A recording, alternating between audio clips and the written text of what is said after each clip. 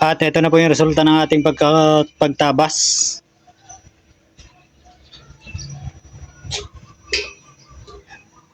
Bali, handa na yan para ikabit para bukas.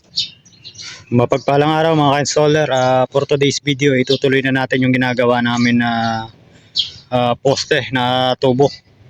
Ay pakita na nga natin sa nakarang video yung hukay na ginawa namin at buhos ng pundasyon at yung mga poste na inihanda na natin para buhusan. At itatayo nga natin itong poste. Yung sa binuhusan na yun ay ipapasok tong dalawang poste na yan na pininturahan na rin namin at nilagyan ko na rin namin ng takip. Ito yung magiging pangibabaw niya. Ginawa namin ng takip. Bali tubo rin yan na ginawa lang natin na lapad. Tinispatan natin ng kailan nila itong dalawang dulo. At nagpe-prepare na ng harlo yung aking kasama yan. Handa muna kami ng isang supot.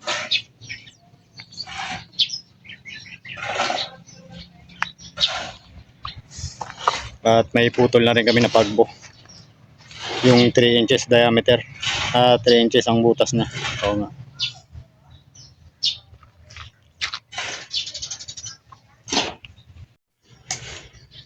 At matigas na yung ating buhos na yan dahil kagahapon pa natapos namin yung dalawa. Bali yung plain sheet pinagdalawa namin. Bali 4x8 kasi yung isang buo niyan. Kaya hinati lang namin dalawa para sabay nang mabuhusan yung dalawa.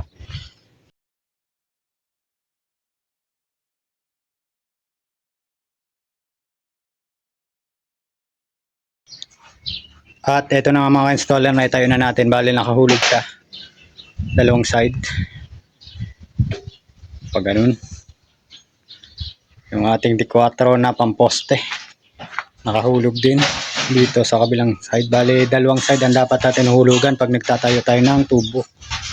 At naglagay na rin kami ng mga brace. Ayan.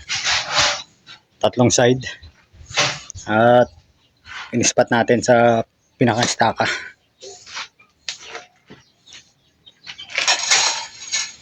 Dito sa puno, nag-welding kami ng mga dowels na maliliit. Ayan.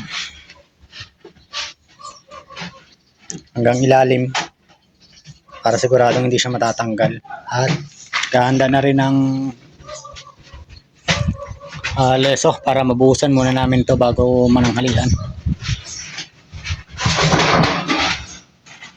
At ito na mga ka-installer, na buhusan na natin yung isa. Naka-tripod siya na brace, tapos naglagay kami dito ng pinaka-yapos dun sa forma natin na tubular. Ayan siya, forma na GI plain sheet. Sa ilalim sininturonan lang namin ng mga alambre yung leso. Yan. Maluwa na paraan na pupugporma na bilog gamit ang leso. Hinabol namin magbuhos kanina bago nagtanghalian at yan. At lilipat na tayo dito sa kabila. Ito naman yung bubuhusan natin.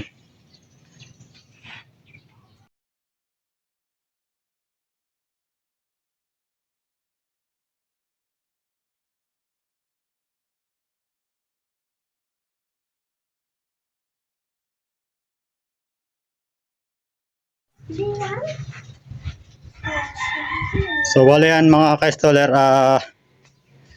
naitayo na natin. Lalagyan na rin natin ng mga tukod, balit 3 side. Siyempre 2 side ulit ang hulugan natin. At ayan, nalagyan na rin natin ng mga dowels. Naka-welding sa tubo at dito sa bakal.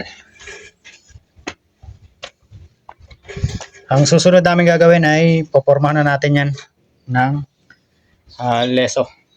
O din tayo. O na dyan. O na dyan.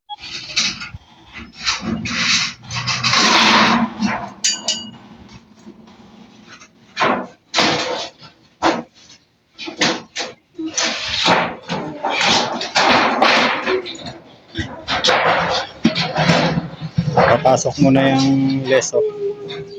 Saka tatalian.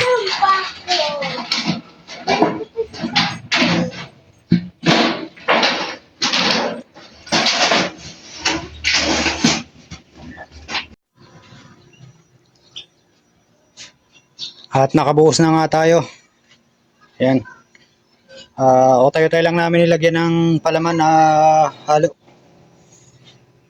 Para malibre yung lugar na to. At dahil may ginagawa tayo dito. Yan.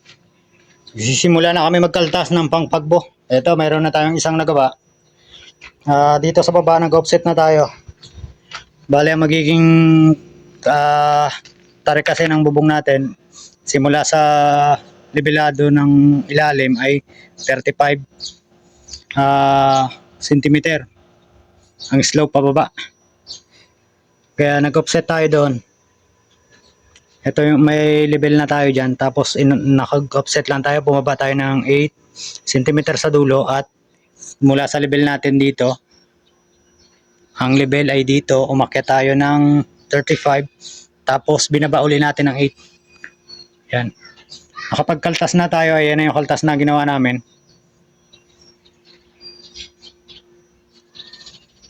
At sakto yan. Pagdating sa taas, ihanda na namin yan. Pagdating sa taas, welding na lang yan.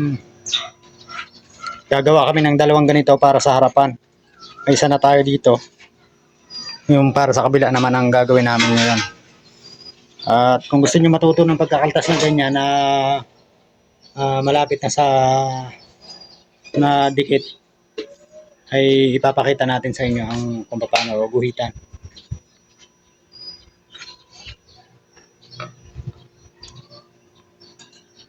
Habang nagpapatigas ng buhos, ginagawa na yung mga pagbo para sa taas.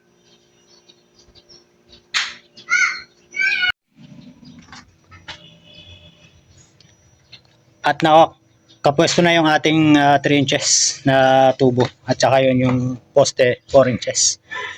Ang gagawin natin dyan para sa pagkaltas, mano-mano lang ito na sukat. Yan. Gumamit tayo ng skwala. Kinukuha ko yung distansya niyan, yung nakadampil siya dito sa mismong tubo natin na 3 inches. Kaya kung mapapansin nyo, nasa 2.3 2.4. Yan yung distansya na gagamitin natin. Nakadampil siya dyan, pantay sa tubo. 2.4. At ipapakita ko sa inyo kung paano sukatan.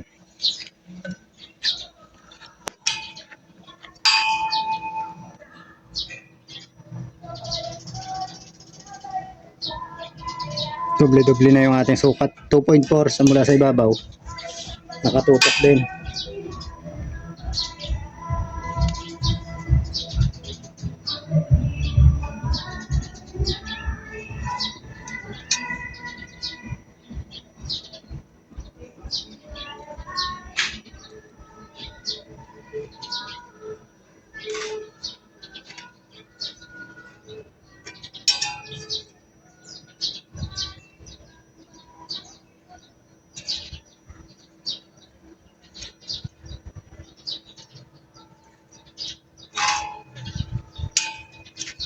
Sa kabila yan.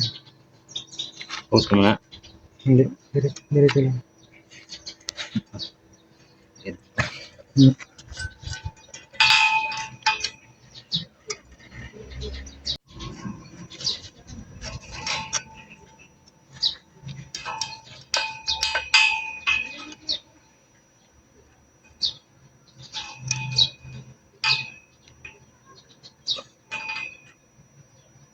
Yan, bali gagayad lang natin yung sukat na yan. Pwede naman tayo mag trial and error kung malayo-layo pa yung sa resulta sa tabas. Yan, bali yan yung 2.4. Layo na, malabo na yung ating ano. Tapos sa ilalim, ganun din yung gagawin natin. 2.4. Dito naman sa kabila.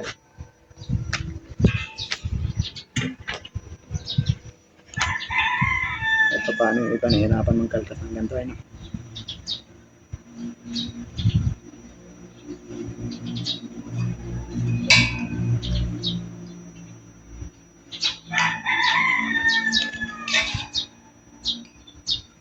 Importante lang na nakabangga yung dulo.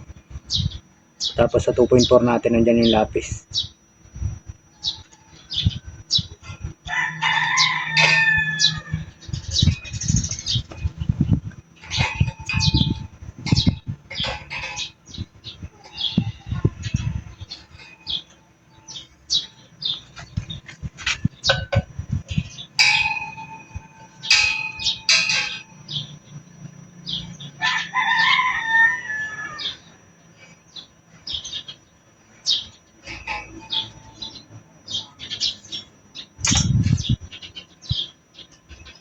So, ito na. At yan, ito na yung ating guhit. Ito yung pinakatap. At ito na yung ilalim. Kakaltasin na natin yan ng grinder.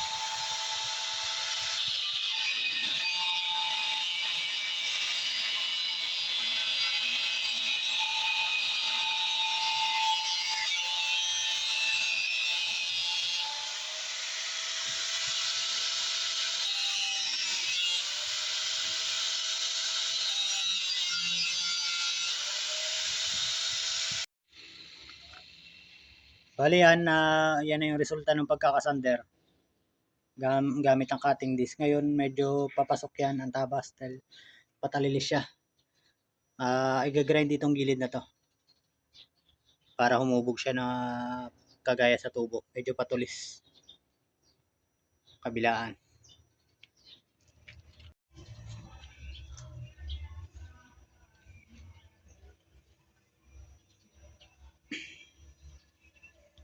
At ito na po yung resulta ng ating pagtabas.